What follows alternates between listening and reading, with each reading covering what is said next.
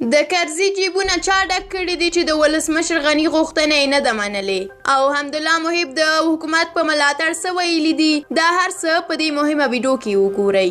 تېره شپه ولسمشر غني د ملي روغې جوړې عالي شورا د جوړېدو فرمان لاسلیک کړ او په هغه کې پخوانی ولسمشر کرزي هم غړی ټاکل شوی و، خو اوس نوموړی وایي چې د دې شورا غړیتوب نه کوم. حامد کرزي د یوې اعلامیې په خپرولو سره ویلي دي چې د سولې لپاره به خپلې هڅې د یو وګړي په توګه جاري وساتم او د ملي مرام ته به د رسیدو لپاره به په ټول توان کار وکړم، خو په هیڅ حکومتي تشکیل کې برخه نه اخلم. د ملي روغې جوړې عالي شورا تېره شپه اعلان شوه چې د پخواني ولسمشر کرزي په ګډون د هېواد له 20 سیاسي شخصیتونو، مدني فعالانو او میرمنو جوړه ده.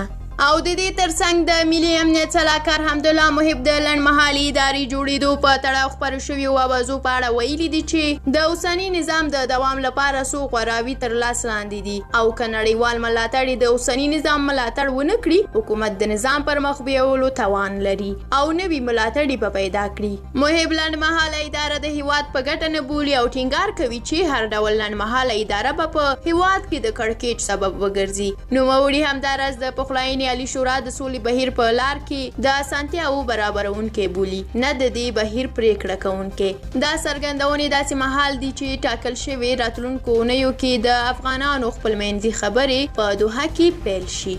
له تاسو درنو لیدونکو مننه چې ویډیو تر پایه ولیدله. که مو ویډیو خوښه شوې وي نو لایک یې کړئ. که د حمدالله محب او د کرزي په اړه کوم نظر لرئ په کومنټ کې راسره شریک کړئ. د همداسې نورو ویډیوګانو د لیدو لپاره زموږ ملاله افغان یوټیوب چینل هم درسره سبسکرایب کړئ. تر بیا و بلې ویډیو، د خدای په امان.